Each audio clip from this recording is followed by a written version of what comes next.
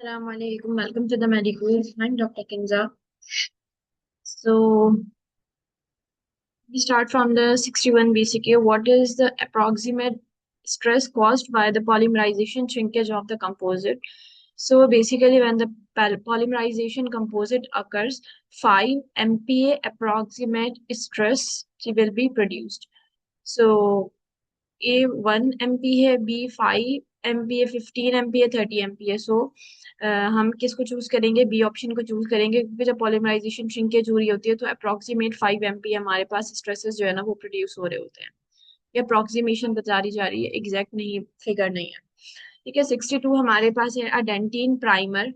ठीक है, प्राइमर का काम हमारे पास क्या होता है? प्राइमर का काम क्या होता है कि जो बेसिकली एचिंग की वजह से सरफेस एनर्जी हमारी क्या हो जाती है, कम हो जाती है, उसको इंक्रीज करता है। ठीक है, और क्या करते हैं? उसको इंक्रीज करता है। So a dentin primer etches the dentin. ठीक है, डेंटिन को एच नहीं करता, it increases the surface energy and wets the dentin surface. B सही ऑप्शन है, लेकिन आगे देखते हैं। रिमूव्स द स्मेयर लेयर, बिल्कुल भी नहीं। डी क्या है? Conditions the dentin. ठीक है, बेसिकली बी और सी, हम बी और डी दोनों ऑप्शन हमारे मतलब ठीक है हमारे पास। ठीक है, लेकिन बी ऑप्शन जो है ना वो ज्यादा करेक्ट है, क्योंकि उसने ये भी बताया है कि वेट्स द डेंटिन सरफेस के साथ साथ वो क्या करता है, कंडीशन करने के साथ बेसिकली क्या करता है, सरफेस एनर्जी को भी इंक्रीज करता है, जो बेसिकली इसका मेन फंक्शन होता है। मेन फंक्शन कैसे होता है कि हमारे पास अच्छी बॉन्डिंग के लिए, पहले भी मैंने ये चीज जो है ना बताई थी आपको, कि जब भी आपको बॉन्डिंग अच्छी चाहिए तो सरफेस एरिया ज्यादा होना चाहिए और सरफेस एनर्जी जो है ना वो ज्यादा होनी चाहिए। तो एचेंट की वजह से सरफेस एनर्जी आपकी डाउन हो जाती है, तो प्राइमर उसको इंक्रीज करता है। ठीक है,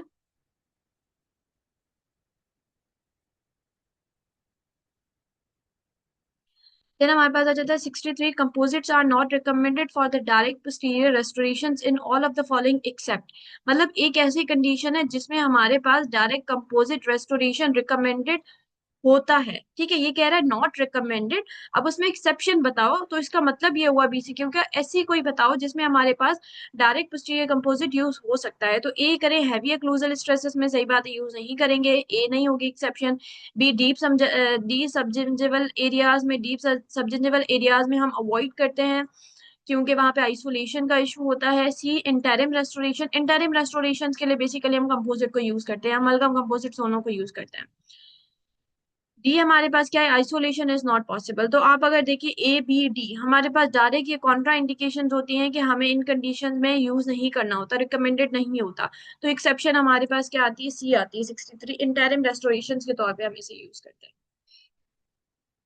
64 आ जाता है, which of the following is the most stable restoration of the G V Black class 5 unstable erosive lesion. ठीक है, बेसिकली हमारे पास क्या है कि जो एनसीसीएल होते हैं ना, नॉन कैरियर सर्वाइकल लेजन्स, उनमें हमारे पास कौन से आते हैं? इरोजन आ जाती है, एट्रीशन आती है, एब्रेशन आ जाती है।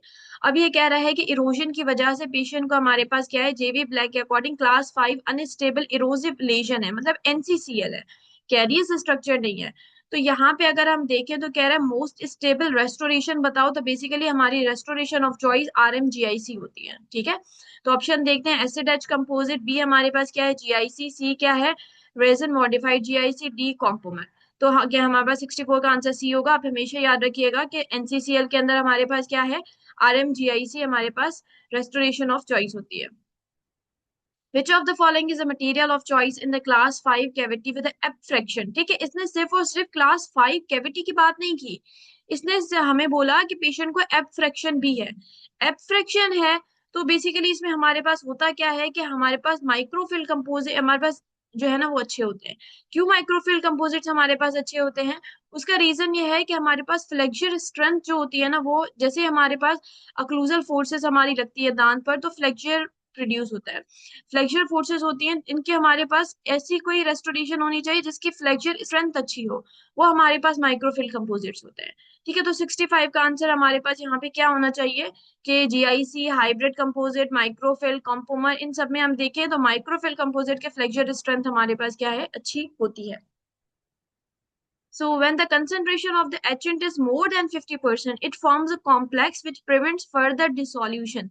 Basically क्या हमने पढ़ा था ना, etchant की हम क्या करते हैं 35 to 37% यूज करते हैं। एक बार रिसर्चेस में हमने देखा तो 60% हमारे पास फॉस्फोरिक एसिड लिया तो वो सेम जो है ना एच ही कर रहा था, जितना हमें 35 to 37% एचिंग मिल रही थी उतनी 50% 60% से भी मिल रही थी। ले क्यों? अब ऐसा होता है कि बेसिकली ऐसा कॉम्प्लेक्स बन जाता है हमारे पास, मोनो कैल्शियम फॉस्फेट मोनोहाइड्रेट ऐसा कॉम्प्लेक्स बन जाता है जिस वजह से फर्दर डिसोल्यूशन नहीं हो पाती सबस्ट्रेट की, मतलब हमारे पास जो डेंटिन और एनामल के अंदर जो हाइड्रोक्सी एपेटाइट है उनके मजीद डिसोल्यूशन नहीं हो सकती। तो ये कॉम्प्लेक्स हमारे पास क्या है, मजीद डिसोल्यूशन को क्या है प्रिवेंट करता है। वो हमारे पास कौन सा होता है, मोनो कैल्शियम फॉस्फेट मोनोहाइड्रेट। ये मोनो कैल्शियम, एक कैल्शियम जो है ना वो एक कैल्शियम फॉस्फेट का जो है ना हमारे पास मॉलिक्यूल जो है ना वो इतना मजबूत होता है कि हमारे पास क्या है फर्दर डिसोल्यूशन को नहीं होने देता, तो उतनी ही एचिंग होती है जितनी 35 to 37% फॉस्फोरिक एसिड से हो रही होती है। ये बेसिकली रिसर्चेस हमारे पास एक दो मेंशन है आर्ट्स एंड साइंस के अकॉर्डिंग, उस हिसाब से मैं आपको बता रही हूँ। सो 66 का आंसर हमारे पास क्या आता है, सी।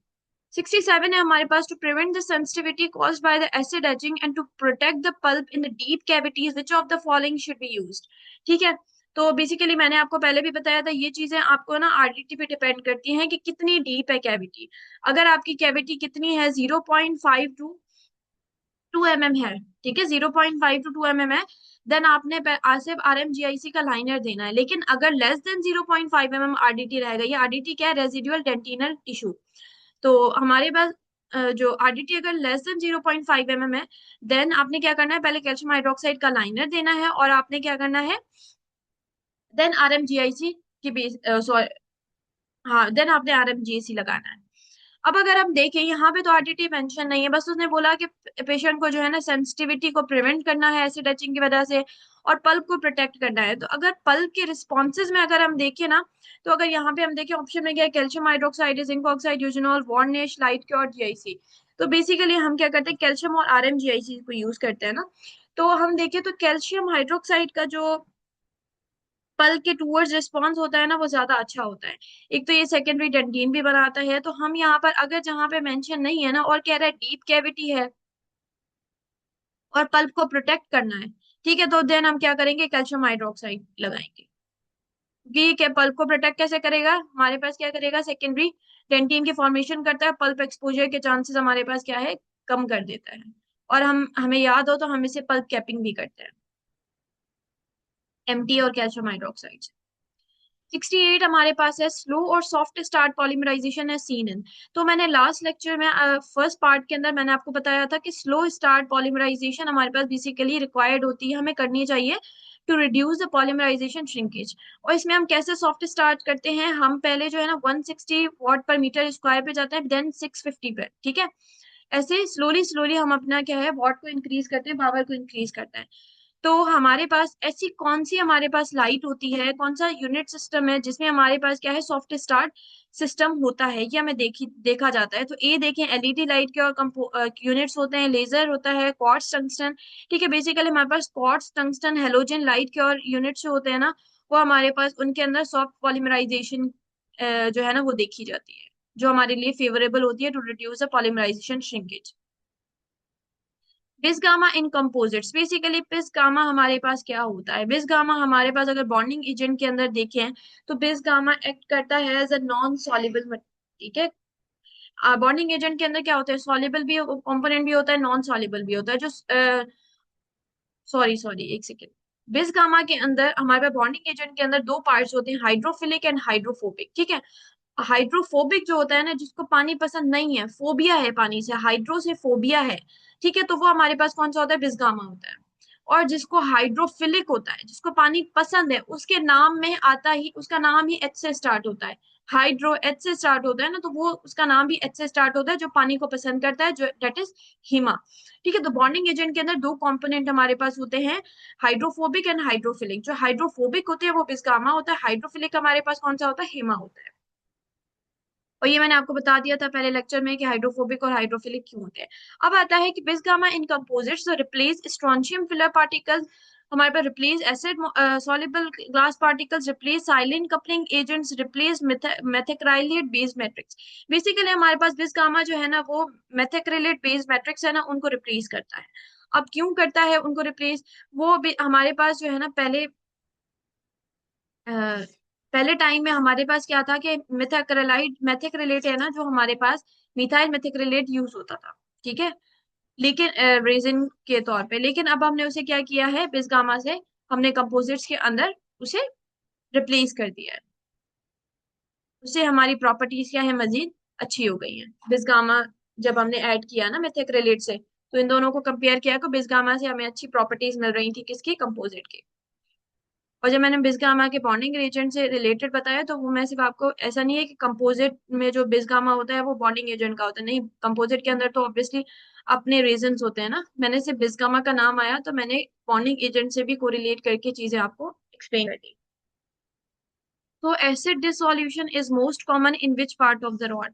ठीक है, बेसिकली हमारे पास मोस्ट कॉमनली अगर हम बात करें ना तो वो किस रीजन में आपके पास जो है ना एसिड की डिसोल्यूशन होती है।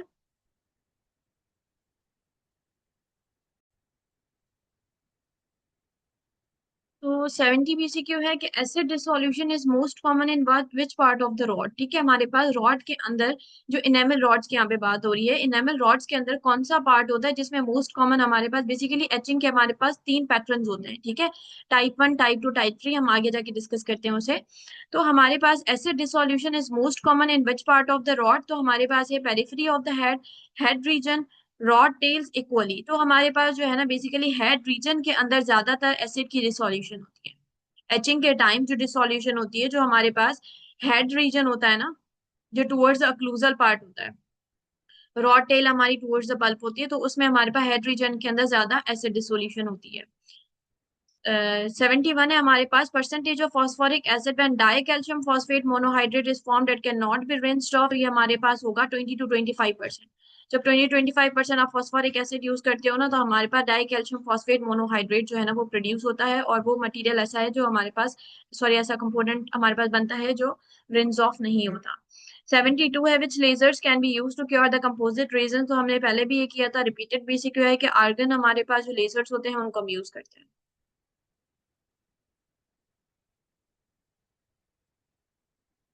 सो 73 हमारे पास बीसीक्यू है, after the dentist has completed an etching procedure on a class 3 composite preparation. Class 3 composite preparation है, अब एचिंग को कंप्लीट कर दिया है, the preparation gets contaminated with the saliva. Okay, हमारे पास क्या है, स्लाइवा से दोबारा कंटामिनेट हो गई। In response the dentist should do which of the following? तो डेंटिस्ट को क्या करना चाहिए? Blow the saliva with air, ठीक है, उसे क्या एयर से जो है ना मतलब ब्लो करना चाहिए, and then proceed. rinse away the saliva with water, dry the preparation, then proceed। ठीक है, क्या करना है, पहले रिंस करो वाटर के साथ, उसे ड्राई करो, और हमारे पास क्या है, देन प्रोसीड करें। सी आता है, wipe away the saliva with a cotton palette, rinse the preparation। Then आप पहले कॉटन से साफ करें, देन पानी से साफ करें उसे, फिर ड्राई करें और देन प्रोसीड करें, ठीक है।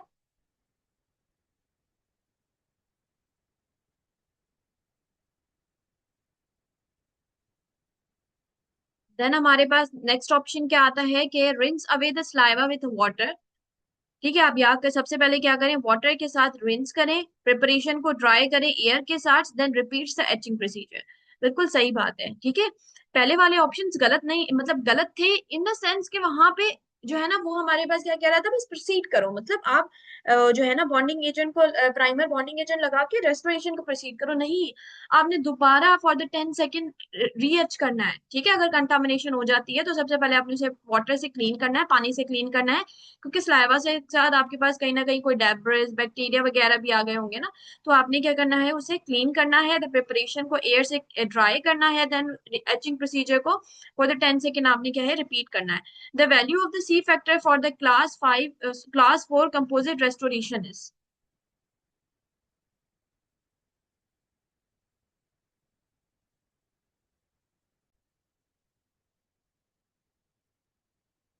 तो हम यहाँ पे क्या देख लेते हैं, सी फैक्टर्स को देख लेते हैं, ठीक है। तो हम अगर देख, बेसिकली सी फैक्टर होता क्या है, सी फैक्टर हमारे पास क्या होता है, C factor is equals to, it is the ratio of the bonded surfaces ठीक है, हमारे पास क्या होगा, टू द अनबॉन्डेड सरफेसेस। ठीक है, तो अगर हम देखें क्लास वन में अगर हम देखें तो हमारे कितने सरफेसेस जो है ना वो बॉन्डेड होते हैं। ठीक है, अगर हम क्लास वन की बात करें तो ये हमारी डिस्टल साइड हो गई। ठीक है, ये हमारी मीजियल साइड हो गई, ये वाली मीजियल साइड हो गई, ये फेशियल हो गई। ठीक है, और ये हमारे पास क्या है, पीछे वाली लिंगुअल हो गई। सिर्फ और सिर्फ हमारी एक वॉल जो है ना वो अनबॉन्डेड रहती है, वो हमारी कौन सी होती है, अक्लूजल। सो अगर हम इसका रेशो निकालें तो हमारा रेशो क्या बनेगा, बॉन्डेड कितने हुए, एक दो तीन चार पांच, नीचे हमारे पास वो भी दो पलपल भी तो होगी ना, पलपल वॉल। ठीक है, पांच हमारे पास हो गई बॉन्डेड, और देन हमारे पास वन क्या हो जाएगी, हमारे पास अनबॉन्डेड। तो अगर हम इसको रेशो निकालेंगे तो हमारे पास बेसिकली सी फैक्टर कितना आ जाएगा, हमारे पास आ जाएगा 5। देन हम आ जाते हैं क्लास टू पर अगर हम आते हैं तो ये हमारे पास देखें, ठीक है, अक्लूजल है, कैविटी बनी हुई है, और हमारे पास क्या है, प्रॉक्सिमल बॉक्स बना हुआ है, जो कन्वेंशनल हमारे पास क्लास टू होती है। तो हमारे पास कौन सी हो गई, फेशियल हो गई। ठीक है, ये हमारे पास कौन सी हो गई, ये हमारे पास फेशियल हो गई। ये हमारे पास इस साइड वाली क्या हो जाएगी, लिंगुअल कंसीडर कर लें। देन हमारे पास पीछे क्या हो जाएगी, एक हमारे पास क्या हो जाएगी, पल्पल वॉल हो जाएगी, एक हमारी कौन सी हो जाएगी, एक्सियल वॉल हो जाएगी। ठीक है, हमारी कितनी हो गई, ठीक है, हमारी नीचे कौन सी, इस साइड ये वाली हमारी कौन सी वॉल हो जाएगी, ये हमारी पल्पल हो जाएगी। देन हमारी कौन सी हो गई, ये हमारी कौन सी हो जाएगी, जिंजिबल वॉल हो जाएगी। ठीक है, हमारी कितनी, चार वॉल्स जो है ना वो हमारी कितनी हो जाएगी, हमारी बॉन्डेड होती है। देन हमारी अनबॉन्डेड कौन सी होती है, अनबॉन्डेड अगर हम देखें तो हमारे पास अक्लूजल और जो हमारे पास ये प्रोक्सिमल सरफेस है ना ये अनबॉन्डेड है। तो 4 और 2 हमारे पास कौन सा हो जाता है, 4 हमारे पास बॉन्डेड है, 2 हमारे पास कौन सा हो जाएगा, अनबॉन्डेड।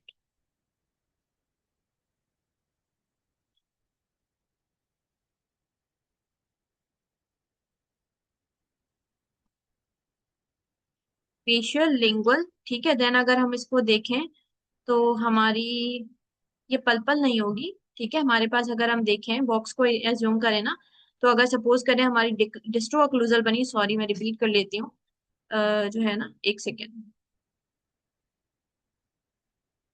सपोज करें ये हमारी, ठीक है, फेशियल है, और ये हमारी क्या है, ये वाली वॉल जो है हमारी लिंगुअल है।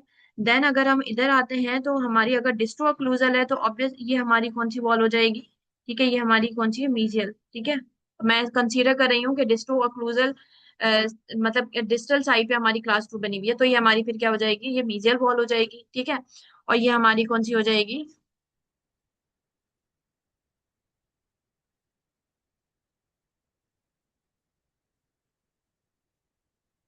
ठीक है, ये हमारी जिंजिबल। अब अगर हम देखें तो चार हमारी क्या है, बॉन्डेड है, 2 हमारी क्या है, अनबॉन्डेड है। तो हमारा इसका रेशियो क्या हमारा सी फैक्टर क्या बनेगा, सी फैक्टर हमारा 2 होगा। अगर हम क्लास 3 की बात करते हैं, तो क्लास थ्री में बेसिकली हमारे पास क्या होता है कि फेशियल लिंगुअल जिंजिबल, तीन हमारी कौन सी एक आ गई। ठीक है, ये हमारे पास होगी, तीन हमारी यहाँ पे क्या हो गई, तीन हमारी हो गई बॉन्डेड, और तीन हमारी कौन सी हो गई, अनबॉन्डेड।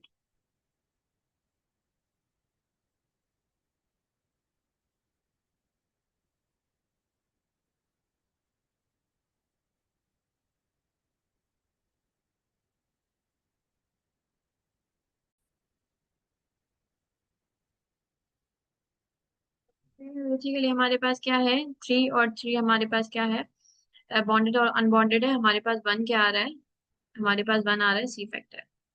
क्लास 4 की अगर हम बात करते हैं तो क्लास 4 में हमारे पास कितने बॉन्डेड सरफेसेस हैं, अगर हम देखें तो हमारे पास ऐसी हमारे पास प्रॉक्सिमल रीजन जिनमें इंसाइजल एज भी हमारे पास इन्वॉल्व हो, तो ये हमारे पास कौन सी वॉल हो जाएगी, ठीक है, ये हमारे पास हो जाएगी कि ये हमारी जिंजिवल हो गई। ठीक है,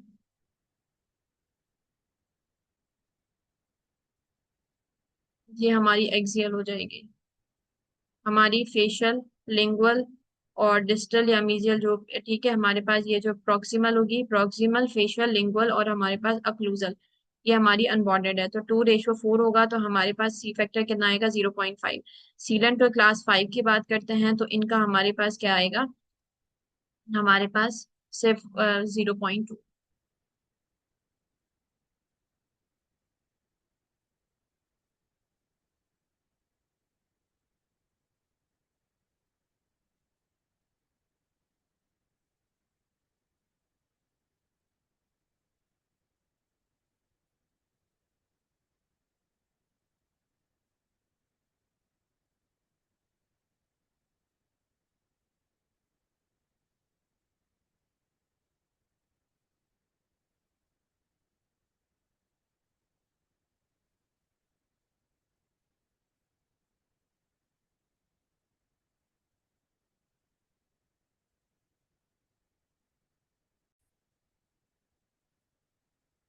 ठीक है, तो अगर हम यहाँ पे देखते हैं the value of the C factor for the class 4 composite restoration, तो हमारे पास क्या होना चाहिए, इसका आंसर हमारे पास बी होना चाहिए 0.5।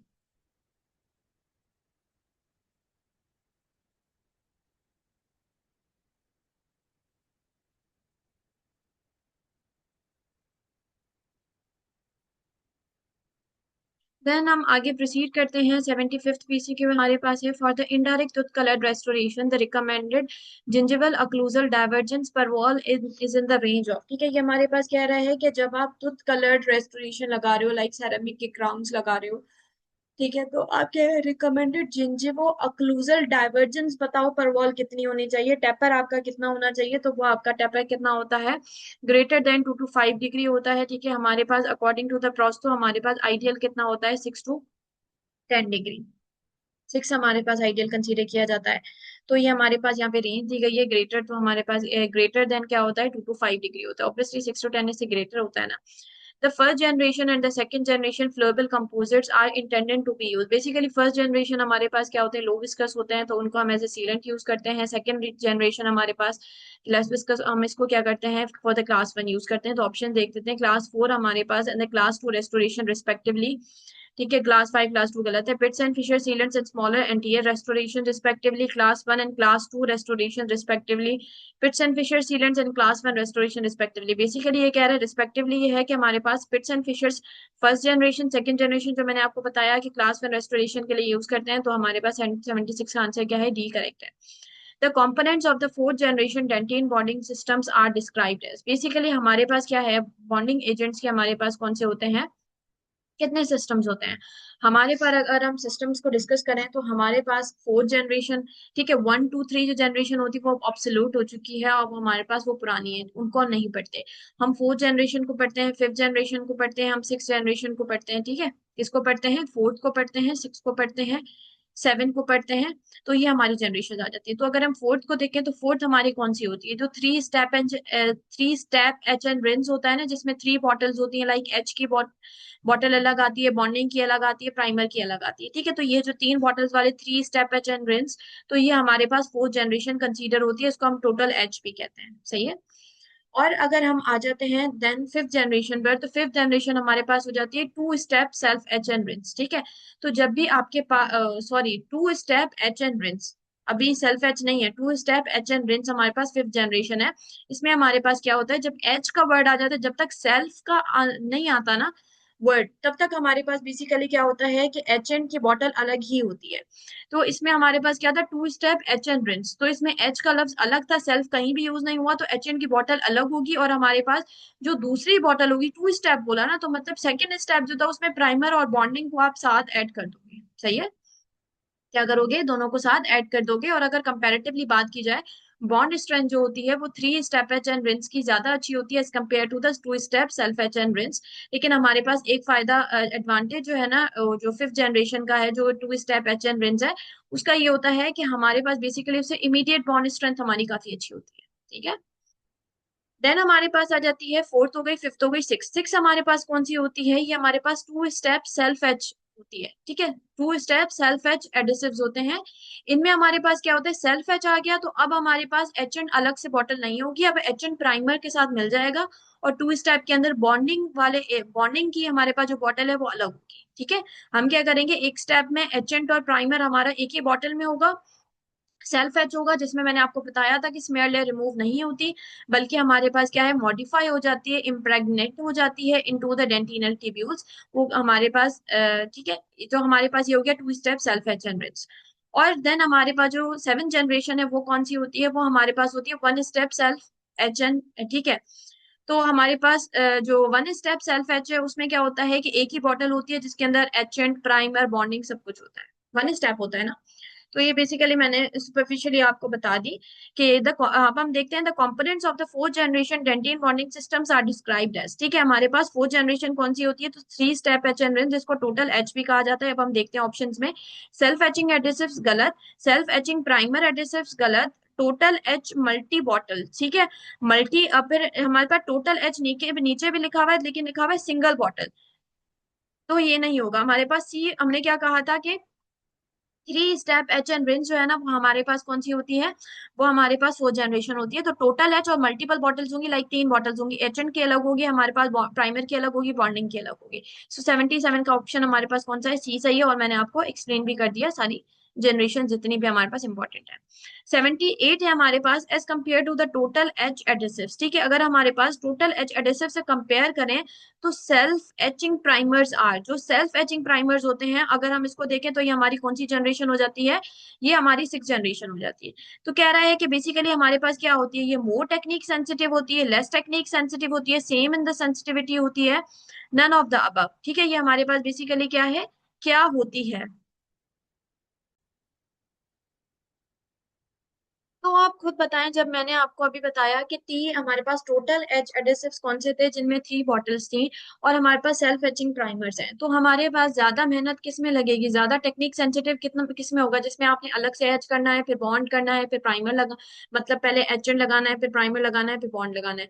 वो ज्यादा टेक्निक सेंसिटिव होगा as compare to the self etching. ठीक है, तो हमारे पास बेसिकली इसका आंसर क्या होना चाहिए, बी होना चाहिए, क्योंकि मोर टेक्निक सेंसिटिव तो 3H होते हैं ना। तो ये हमारे पास जो सेल्फ एचिंग प्राइमर्स होते हैं, ये लेस टेक्निक सेंसिटिव होते हैं, और सेंसिटिविटी में ये सेम नहीं होते हैं। तो 79 हमारे पास क्या है, वाइल हेलो और line around the enamel margin in composite restoration is not due to. कह रहा है कि बेसिकली हमारे पास कह रहा है कि जो हेलो और लाइन आ जाती है ना इनेमल मार्जिन के अराउंड, कंपोजिट्स के अंदर, तो वो बेसिकली कह रहा है कि वो हमारे पास किस वजह से नहीं आती। ठीक है, तो कह रहा है लो इंटेंसिटी लाइट क्योरिंग आप यूज करोगे उसकी वजह से नहीं आती, high intensity light curing use करोगे उसकी वजह से नहीं आती, आप इनएडिक्वेट एचिंग एंड बॉन्डिंग हो आपकी, ठीक है, आपकी ट्रॉमेटिक कॉन्टोरिंग हो।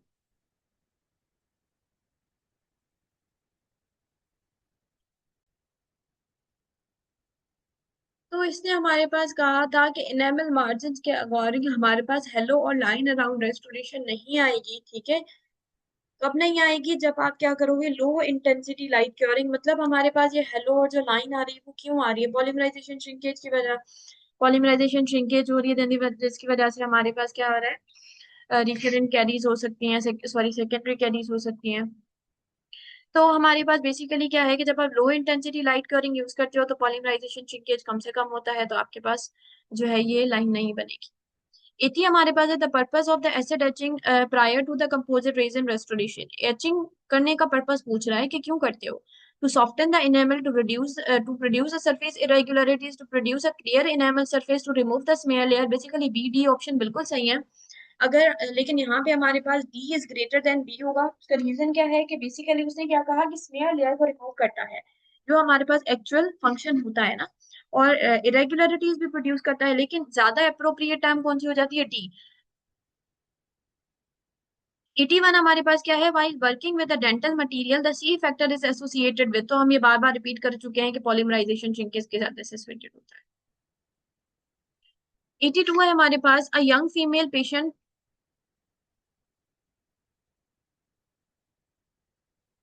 a young female patient reports to the dental office with a complaint of the small gaps between her teeth. ठीक है, the most feasible and economic treatment option for such a situation would be. अगर हमारे पास एक patient, young female patient आई है dental office में, उसे complain है small gaps की बिटवीन द टीथ। ठीक है, तो अब हमने क्या करना है, कह रहा है कि ज्यादा फीजिबल हमारे पास ऑप्शन क्या है, तो कह रहा है कि porcelain veneers, porcelain jacket crown, orthodontic tooth movement, हमारे पास डायस्टीमा क्लोजर यूजिंग कंपोजिट। तो हमारे पास इसमें बेसिकली बात आ जाती है, जब भी डायस्टीमा की बात आ जाती है ना, तो हमारे पास होती है लाइक मेजरमेंट्स होती हैं। अगर हमारे पास 1 mm है या लेस देन 1 mm है, तो इनेमल लाइक कंपोजिट के साथ हम उसे फिल कर देते हैं, डायस्टिमा की बात कर रही हूँ। अगर हमारे पास जो है, ठीक है, कितनी 1 mm या लेस देन 1 mm, ठीक है, आपके पास क्या है 1.5 to 2 mm अगर हो जाती है, तो फिर आप क्या करोगे, आप उसे डेंटिन लाइक कंपोजिट के साथ, मोर ओपेक के साथ आप क्या करोगे, उसे कंपोजिट के साथ उसे जो है ना फिल करोगे। उसका रीजन ये है कि बेसिकली जब गैप बढ़ जाता है तो बैक ऑफ द माउथ आपकी जो डार्कनेस होती है ना वो ज्यादा बाहर दिखेगी, तो इसलिए आप इनेमल लाइक शेड से नहीं कर सकते, वो सिर्फ 1 mm या लेस देन 1 mm में कर सकते हो। जब ज्यादा आ जाए तो देन आपने क्या करना होता है, पहले डेंटिन लाइक यूज करना है, देन उसके ऊपर इनेमल लाइक कंपोजिट यूज करना है। और फिर अगर हमारे पास आ जाता है कि अगर आपके पास ग्रेटर देन 2 mm है, तो फिर आप क्या करोगे, फिर आप ऑर्थोडोंटिक और पोर्सलिन वीनियर्स दोनों यूज करते हो। ठीक है, वीनियर्स और आप क्या करते हो, ऑर्थोडोंटिक टूथ मूवमेंट के थ्रू करते हो। अब यहाँ पे ऐसा कुछ मेंशन है नहीं, और यहाँ पे हमारे पास क्या था, dental complain of small gaps between her teeth. ठीक है, तो कह रहा है the most feasible and economic treatment option for such a situation, economic की बात कर रहे हैं ना, तो आप खुद मुझे बताएं कि पोर्सलिन मीनस इकोनॉमिक तो नहीं होते, महंगे होते हैं ना, ठीक है, कंपोजिट के अकॉर्डिंग मतलब कंपैरेटिवली तो महंगे होते हैं। ऑर्थोडोंटिक टूथ मूवमेंट भी हमारे पास, ऑर्थो के ट्रीटमेंट्स भी महंगे हैं, तो यहाँ पे हमारे पास इकोनॉमिक ट्रीटमेंट ऑप्शन कौन सा होगा, हमारे पास डायस्टेमा होगा closure using the composite, so answer क्या होगा, D. Shade selection for such a treatment should be carried out under the, तो ये हमारे पास किसमें की जाती है, एक तो हमारे पास रबर डैम से पहले की जाती है, ऑप्शन क्या है, natural day light, fluorescent light, after placement of the rubber dam when the teeth are dry. Basically हमें रबर डैम से पहले लगाना होता है, टीथ की ड्राई, टीथ में के अंदर ड्राइनेस ना हो उससे पहले लगाना होता है, ये बार बार रिपीट हो चुका। अब हमारे पास क्या होता है, नेचुरल डे लाइट के अंदर जो है ना, हम उसे शेड की सिलेक्शन करते हैं।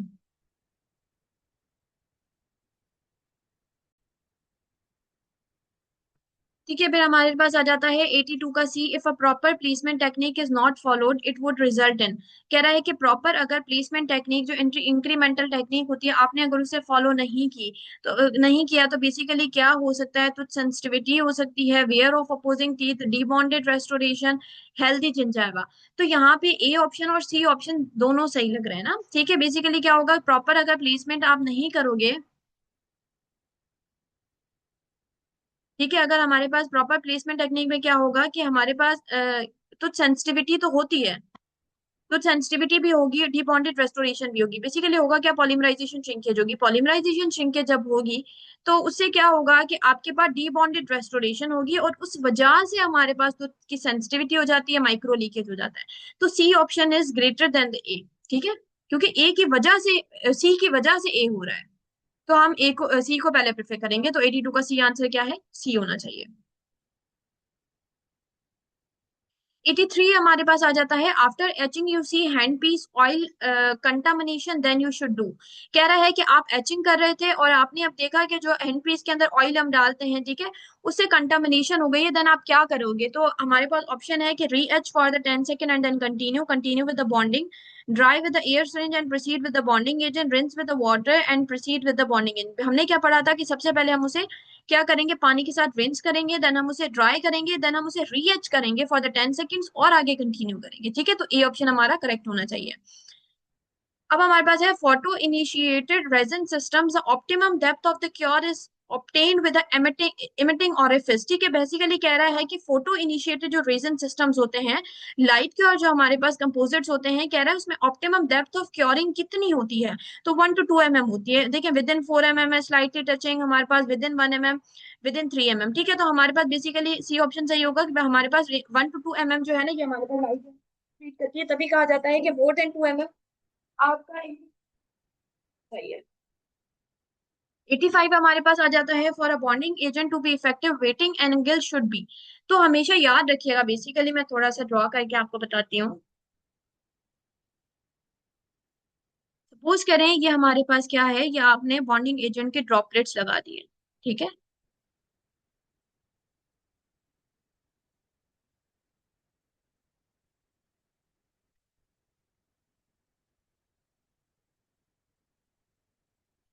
बेसिकली क्या है कि आपके पास ये जो सरफेस ऑफ द ड्रॉपलेट है, ठीक है, ये और इससे हम एक जो है ना टेंजेंशनल लाइन जो है ना वो ड्रॉ करते हैं, टेंजेंशनल लाइन हम अगर ड्रॉ करते हैं, जो सरफेस है, ठीक है, हमारे पास, और ये हमारे पास ड्रॉपलेट है, इसके हम क्या करेंगे, बेस से और सरफेस से एक टेंजेंशनल लाइन हम ड्रॉ करेंगे, इससे हम एंगल को मेजर करेंगे, ये एंगल हमारे पास, ठीक है, ठीक है, ये हमारे पास कुछ एंगल होगा, देन अगर हम इसको, अगर मैं इधर से टेंजेंशनल लाइन को ड्रॉ करती हूँ तो ये हमारा कुछ एंगल बनेगा, देन अगर मैं इधर से एक टेंजेंशनल लाइन को ड्रॉ करती हूँ तो हमारा एक यहाँ पे एंगल बनेगा। तो बेसिकली, अब सॉरी, यहाँ पे मैं टेंजेंशनल मेरी थोड़ी उधर दूर चली गई है, ठीक है, ये वाली कंसीडर होगी, तो यहाँ पे हमारे पास एंगल बनेगा। तो आप अगर देखें, जितना एंगल हमारा छोटा है उतनी ज्यादा हमारे पास वो जो है ना सरफेस को वेट करिए, मतलब ड्रॉपलेट उतना ज्यादा फैल रहा है, जितना एंगल छोटा है उतना ज्यादा ड्रॉपलेट क्या है वो हमारे पास बिल्कुल फ्लोर के साथ लगा हुआ है। ये देखिए, एक सेकेंड, ये, ओहो,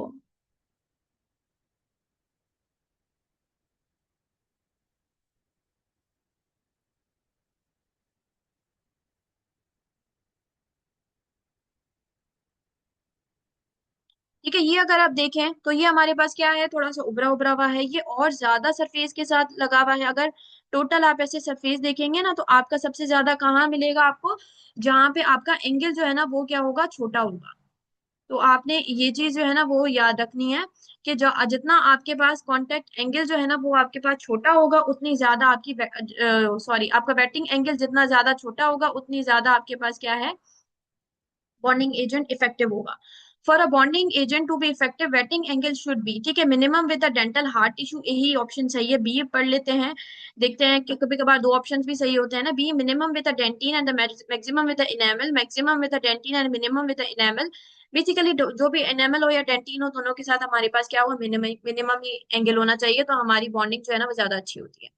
86 हमारे पास आ जाता है, Diagnodent uses what for the detecting caries, caries को डिटेक्ट करने के लिए क्या यूज करते हैं, साउंड वेव भी नहीं करते, visible light, lasers, nano technologies, तो हमारे पास आंसर क्या होगा, लेजर्स।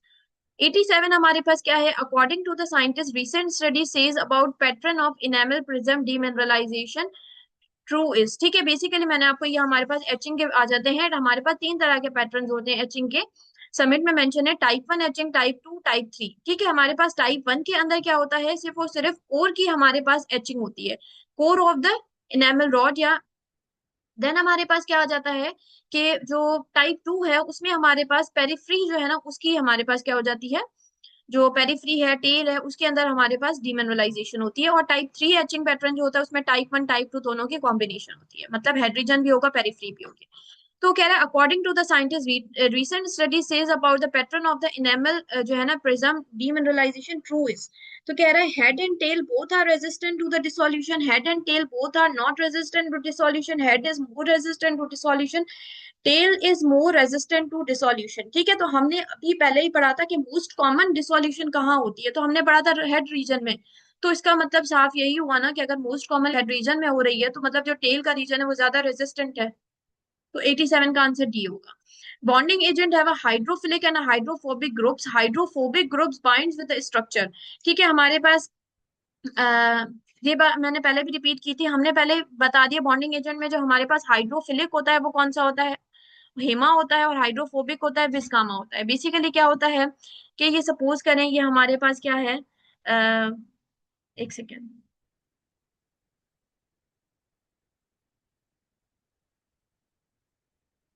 ये हमारे पास क्या है, ये हमारे पास डेंटिनल ट्यूब्यूल्स है, सही है, क्या है, ये हमारे पास डेंटिनल ट्यूब्यूल्स है, मतलब ये हमारे पास तो स्ट्रक्चर है। जब आप बॉन्डिंग एजेंट लगाते हो तो बॉन्डिंग एजेंट का जो हाइड्रोफिलिक पानी को पसंद करने वाला होता है वो डेंटीन के साथ बना लेता है, क्यों, क्योंकि डेंटीन के अंदर वाटर कंटेंट ज्यादा होता है, और हीमा वाटर लविंग है, उसको पानी पसंद है, तो वो उस एरिया में चला जाएगा जिसको पानी पसंद है, ठीक है, वो डेंटीन के साथ बॉन्ड बनाएगा। ऊपर से एक लेयर आ जाएगी हमारे पास हाइड्रोफोबिक, जो बिस्गामा की लेयर थी, वो हमारे पास पानी को पसंद नहीं करता तो वो दूर रहेगा, वो उसके साथ बॉन्ड बनाएगा जिसको खुद को पानी नहीं पसंद, ठीक है। आप अपने जैसे दोस्त बनाते हो ना, तो वो दोस्त जाके किसके साथ बनाएगा, कंपोजिट के रेस्टोरेशन के साथ। तो अगर हम देखते हैं कि बॉन्डिंग एजेंट्स है हाइड्रोफिलिक है हाइड्रोफोबिक, तो हाइड्रोफोबिक ग्रुप किसके साथ बाइंड करेगा, तो आप ऑब्वियसली आप खुद ही आंसर कर सकते हैं, रेजिन इन द रेस्टोरेशन, ठीक है। हमारे पास क्या होगा, कोलेजिन इन द डेंटिन के साथ हाइड्रोफिलिक बनाएगा।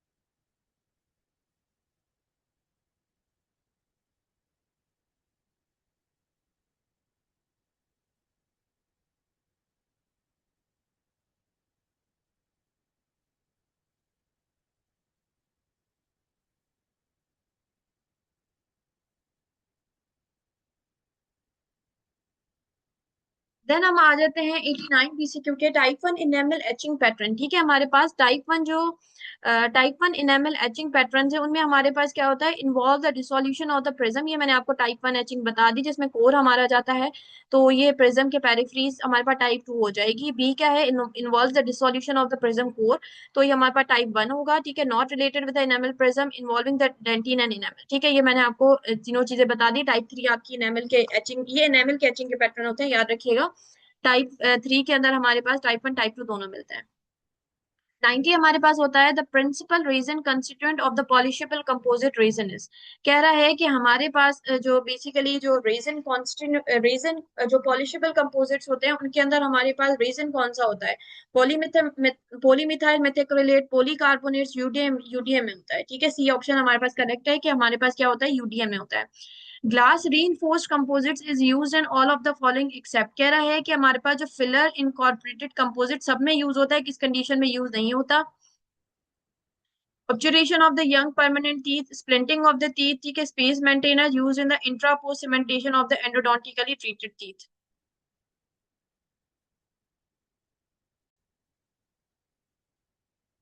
ठीक है, तो आपने कभी भी ये सुना नहीं होगा कि हमारे पास obturation of the young permanent teeth जो है ना वो किस वजह से होती है? आपने किससे की है? ग्लास रीइंफोर्स्ड कंपोजिट से। कंपोजिट से आपने कभी भी जो है ना यंग परमानेंट टीथ की ऑब्जर्वेशन नहीं सुनी होगी, स्प्लिंटिंग भी सुनी होगी, स्पेस मेंटेनेंस भी हम कर लेते हैं, ठीक है, इंट्रा पोस्ट सीमेंटेशन भी करते हैं, लेकिन कभी भी हम ऑब्जर्वेशन नहीं करते। तो 91 सीधा सीधा ये ऑप्शन जो है ना हमारे पास गलत है।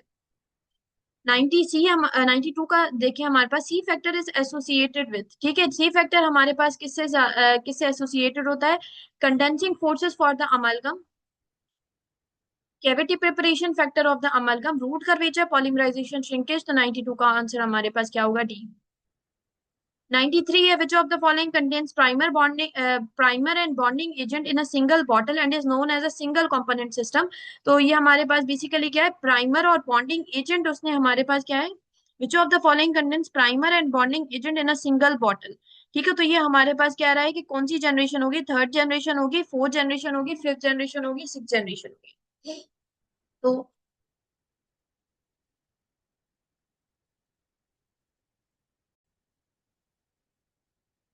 इसका आंसर 93 का आंसर आप मुझे कमेंट बॉक्स में बताइएगा, क्योंकि ये चीजें मैंने एक्सप्लेन कर दी। ठीक है, अब आपने क्या करना है, आपने मुझे बताना है कि 93 का आंसर क्या है, हमारे पास क्या होगा।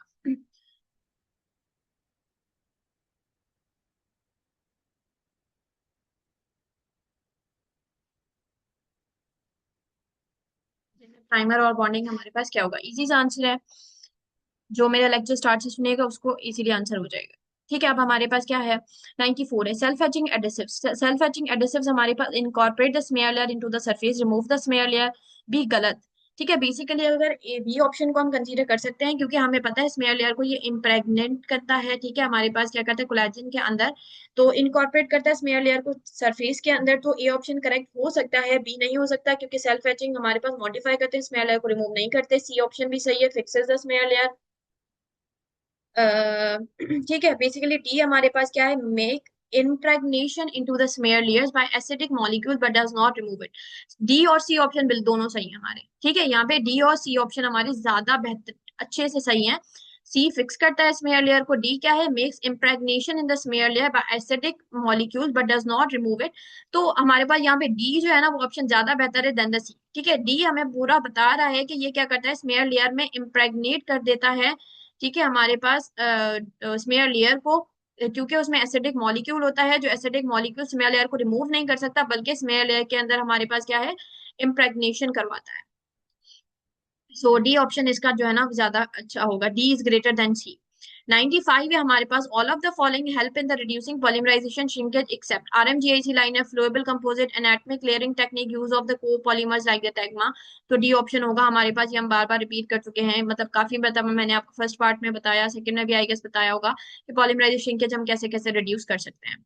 सो what is the thickness of the bonding agent when applied with the brush to condition the dentin which minimises और प्रिवेंट इनकॉर्पोरेशन। ठीक है, हमारे पास क्या कह रहा है, 96 कह रहा है कि आप कितनी जो है ना बॉन्डिंग एजेंट की थिकनेस आप लगाते हो माइक ब्रश के साथ टू कंडीशन द डेंटिन, ताकि डेंटिन आपकी कंडीशन हो सके और आपकी जो है ना एयर इनकॉर्पोरेट ना हो सके। तो कितनी आपकी जो है ना उसके अंदर होनी चाहिए, तो आपके पास 50 माइक्रॉन्स की जो है ना लेयर होनी चाहिए। एक बात मेरी याद रखिएगा कि हमने फिफ्थ जनरेशन में जैसे पढ़ा था कि हमारे पास प्राइमर और बॉन्डिंग एजेंट जो है ना वो साथ होते हैं।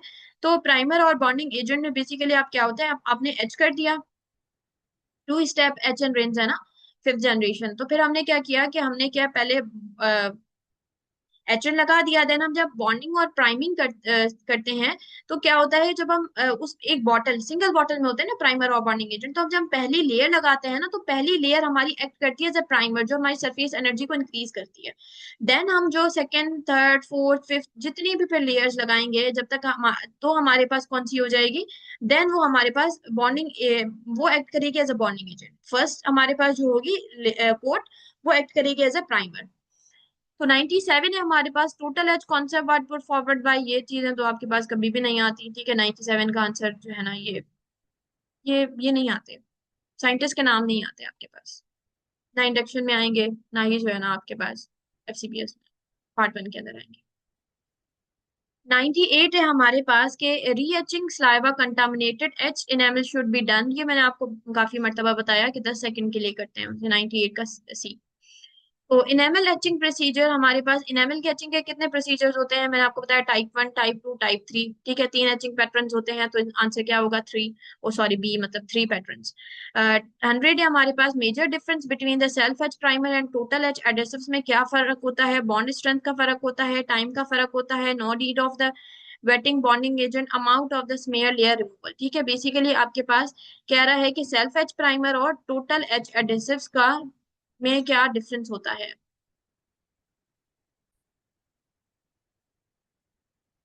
तो जो मेजर डिफरेंस होता है ना सेल्फ एच प्राइमर और टोटल एच एडेसिव्स के अंदर, बेसिकली वो depend amount of smear layer removal का होता है, ठीक है। तो हमारे पास 100 का आंसर क्या होगा, डी।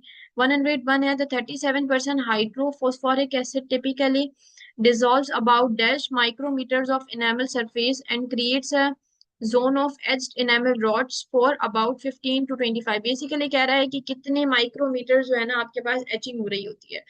तो हमारे पास यहाँ पे ऑप्शन देखें, 5 to 10, 1 to 5, 1 to 5, 10 to 15, greater than 15। तो याद रखिएगा कि हमारे पास